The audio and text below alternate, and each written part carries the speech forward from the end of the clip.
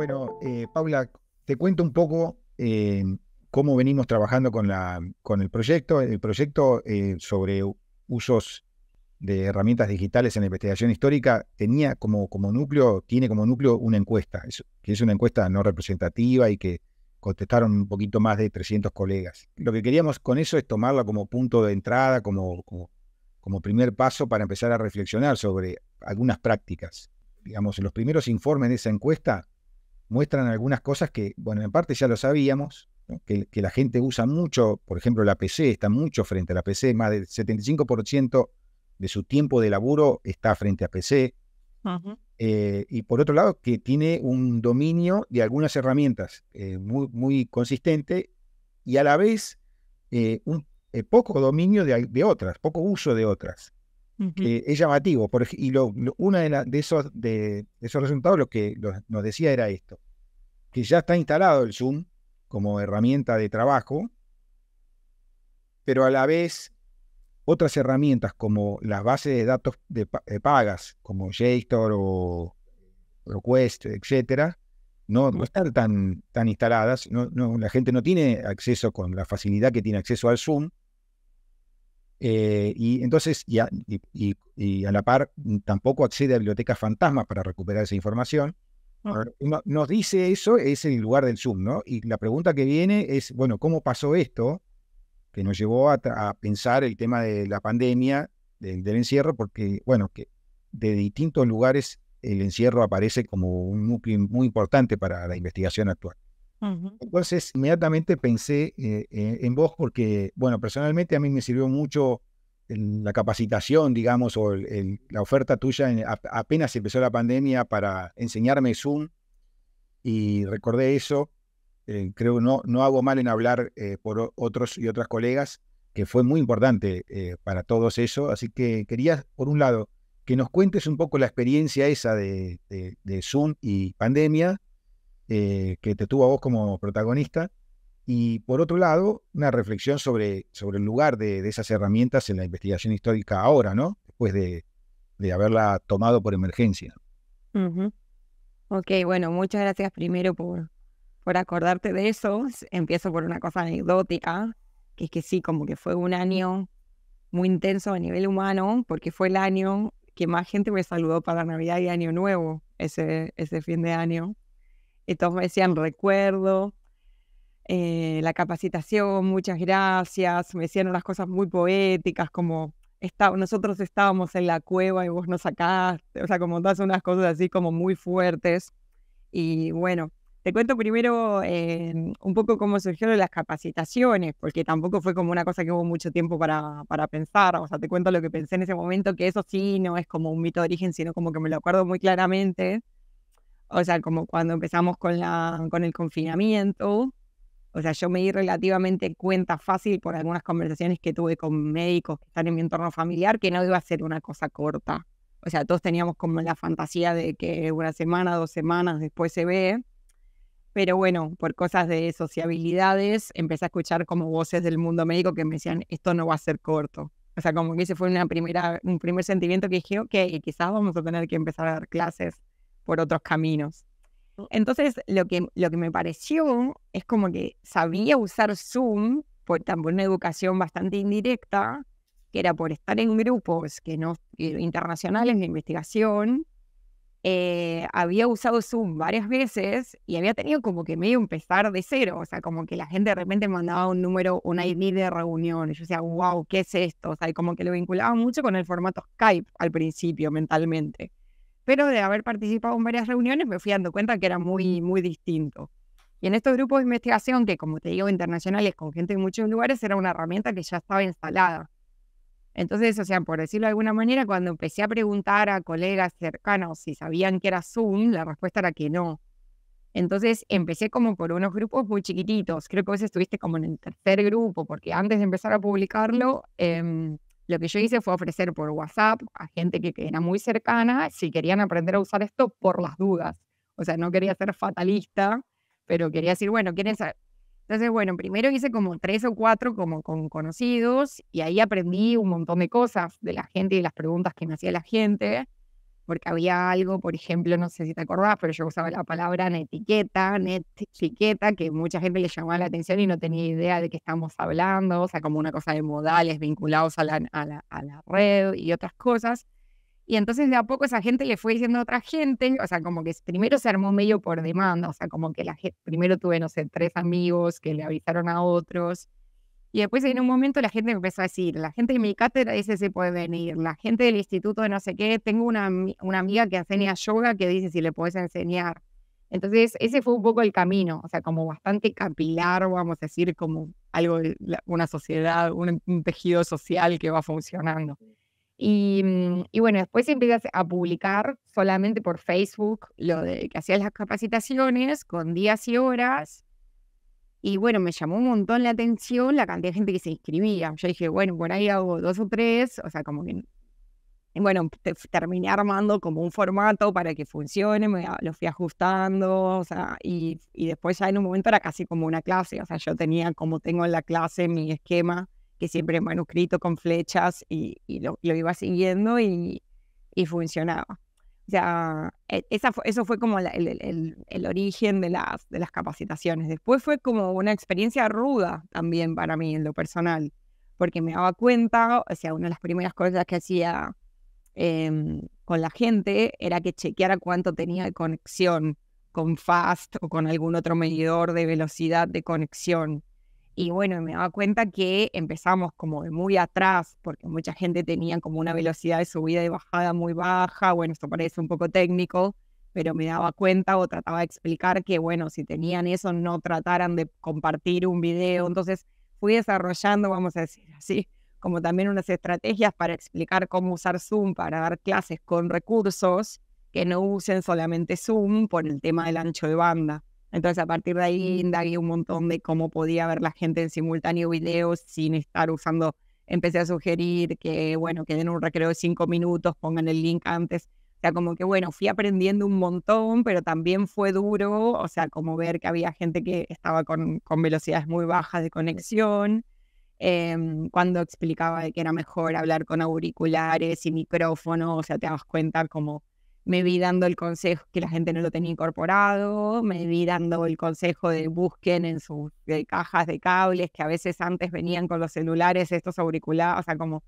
Entonces también fue como, bueno, o sea, como una percepción de la realidad muy fuerte de lo atrás que estábamos, vamos a decir así, como en las 3 cosas básicas que necesitabas para que Zoom realmente se convierta en una herramienta posible para dar clases. Mucha gente al final. Sí, encontré el cuadernito, porque claro, yo en un momento armé como mi propia burocracia, tenía como mis horarios y qué sé yo, y contabilicé a la gente, yo iba haciendo las listas, tampoco me ponía gente de más, como creo que la vez que más gente hubo fueron 40 en simultáneo, fue como mucho, porque no había tiempo para hacer preguntas. Entonces más o menos fui limitando a 25, son 600 personas vinieron en las capacitaciones. Mucha gente. Había gente de un montón de lugares diferentes de Argentina. Eso también me empezó a llamar la atención. O sea, como que al principio eran como tus amigos los que viven en tu ciudad, vamos a decir. Y después también detecté otras cosas que me parece que también está bueno pensar a partir de la experiencia. Esto por ahí no interesa tanto. Pero fui como viendo también que desde nuestro rol como docente, a veces como que nos da vergüenza blanquear que necesitamos aprender cosas. O sea, lo que empezó a pasar también a veces es que había gente que quería hacer las capacitaciones, pero que no quería que sus colegas vieran que estaban en la capacitación y me preguntaban si podían. Entonces, a partir de eso, que parecía un tabú, empecé a pensar también en lo de capacitaciones como para grupos que se tuvieran más confianza. Entonces tuve como muchas cátedras, muchos grupos de investigación. Y después, cuando quise avanzar, esto también puede ser interesante para pensar en explicar algunas cosas de evaluación que también había ido aprendiendo mientras me iba yo también aprendiendo, digamos, de este proceso y estudiando.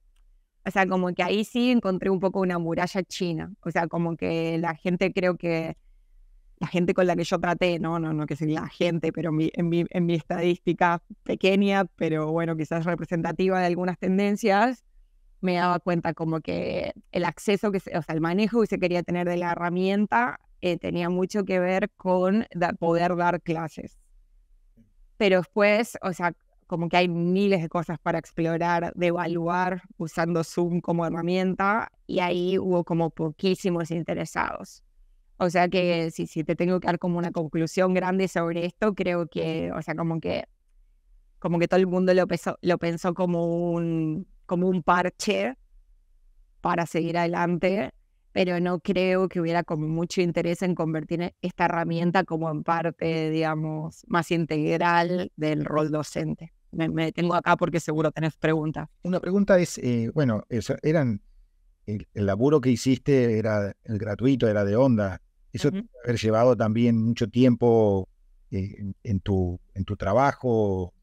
Bueno, hay un famoso argumento sobre la fatiga de Zoom, ¿no? Que empezó muy Sí. rápidamente a circular y todavía hoy está claro que efectivamente pasaba algo con eso. ¿Cómo experimentaste ese tema, no? Así como en lo personal, sí, fue muchísimo tiempo, siempre fue gratuito, hubo un montón de gente que me quería pagar, eso era como súper raro también, porque yo sentía que estaba dando como rudimentos básicos, tipo como que no hay nada que pagar. Em, pero, pero bueno, sí, fue gratuito. O sea, yo lo hice un poco, o sea, como que cada tanto tengo como unos compromisos vinculados con la docencia, o sea, como que reflexiono sobre la tarea docente, no desde un lugar, desde la tarea docente, como si eso fuera. Pero cada tanto me hago preguntas sobre lo que hacemos en el aula, ¿no? Tengo como esta sensación de que a veces se los digo a los estudiantes y un poco se sorprenden, como que bueno, el todo cambia y las aulas siguen siendo como un poco iguales a sí mismas, ¿no? O sea, como, ¿qué pasa con esto? O sea, ¿cuándo se mudan las aulas al siglo XXI del todo? Entonces, cada tanto tengo como esta inquietud y como que trato de explorar cosas nuevas. Y sí, me llevó mucho tiempo, pero no lo sentí como una carga. Paré cuando me di cuenta como que ya no tenía demanda, vamos a decir así, no lo digo por oferta-demanda en un sentido horrible, pero, o sea, me fui dando cuenta que, o sea, y eso me puso contenta, porque las clases estaban funcionando online. Entonces eso quiere decir bueno, que la gente había aprendido lo básico. Lo de las fatigas, o sea, había una cosa de fatigas. Yo di también tutoriales de Jitsi, o sea, di básicamente Zoom, Jitsi y alguna de Google Meet. Había fatigas y había prejuicios, porque no sé si te acordás que también lo hemos conversado nosotros en su momento. O sea, como que salían también todas esas notas sobre la privacidad y los contenidos y lo que se decía y que por ahí te estaban grabando sin que supiera. O sea, como que se generó todo también algunos temores fundados y otra cosa un poco fake. Había dando vueltas, ¿no? De conspiranoides sobre. Entonces, como que más que lo de la fatiga o que la gente quejándose porque tenía que dar clases online, lo que sí fui notando fue como una desconfianza en la herramienta. O sea, como que muchas veces me vi por Zoom enseñando cómo usar Jitsi porque la gente tenía como una resistencia. Y estaba también lo de las cuentas gratis y su limitación, ¿no? Y todo eso. Yo lo hice, o sea, no sé, no me lo planteé, fue como espontáneo. O sea, como que me propuse hacerlo, lo hice. Tenía que organizar las cosas en mi casa también, porque ese era un tiempo donde, nada, los otros que viven tenían que estar en silencio, etcétera.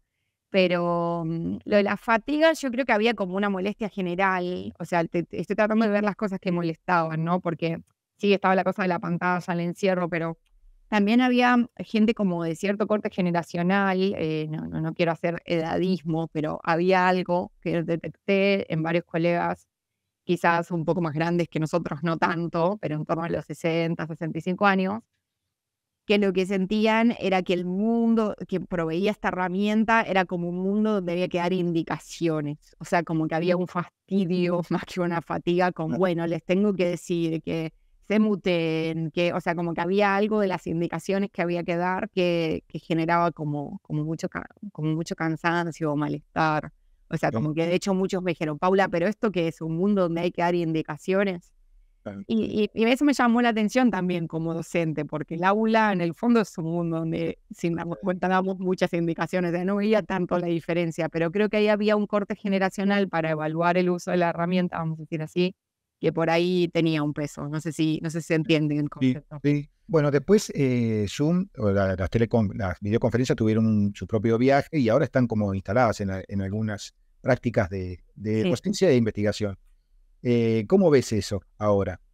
yo soy como una optimista de la tecnología, tengo que partir de ahí, pero también tengo una lectura como crítica de esto, en el sentido de que lo que sí estoy viendo es como que, o sea, como que termina de blanquear unas desigualdades en el acceso a las posibilidades en el acceso general a la información, a la movilidad y a otras cosas.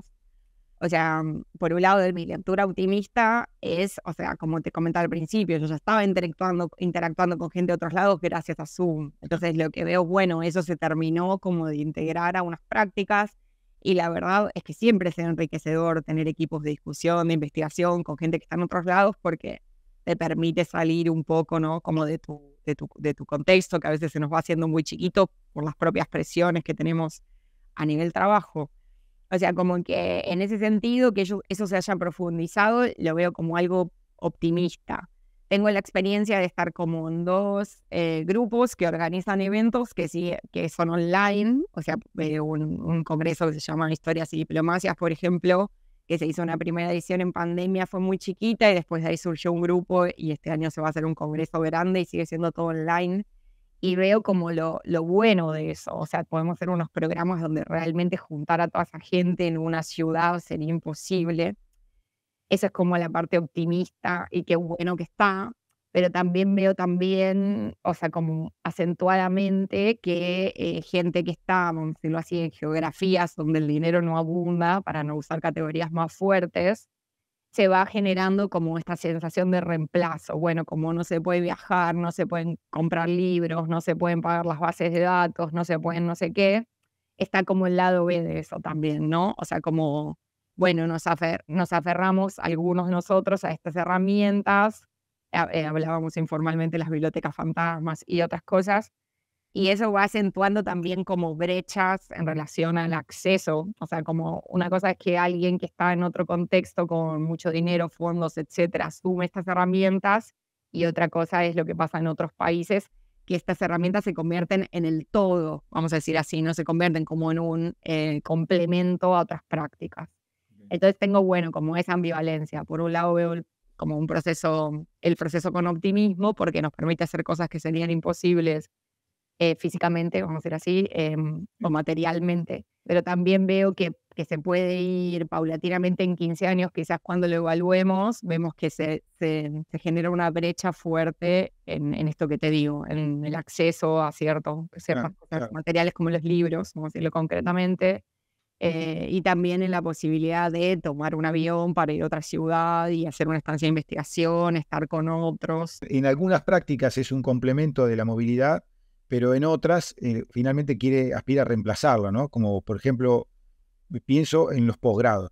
En instancias de defensa, de tesis, ahora finalmente digamos, la movilidad como que le va dejando cada vez más lugar por la falta de presupuesto Sí. a este tipo de herramientas, ¿no? Y eso que me parece que tal vez es una idea mía, ¿no? Pero que se pierde un poco de la dinámica concreta de ese ritual.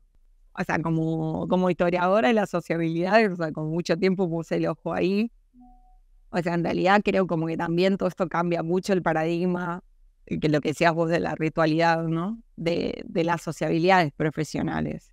Y también ahí hay muchas cosas que son interesantes porque hay aranceles y viajes a congresos que son prohibitivos y que incluso si uno tuviera el dinero lo pensaría 5 o 6 veces antes de invertirlo ahí. Em, pero hay algo también que se pierde como del entramado social en un sentido más clásico, la sociabilidad profesional, ¿no? Sí. Entonces, bueno, ahí también hay una cosa para evaluar. O sea, por eso te digo, mi lado siempre es como el optimista, pero veo lo otro con claridad. Claro. Bueno, Paula, buenísimo. Queríamos hacerte esas dos preguntas, la verdad, y no olvidar nunca esa capacitación porque estuvo muy buena. Bueno, Agradecemos mucho la colaboración. bueno, Nico, muchas gracias. Gracias.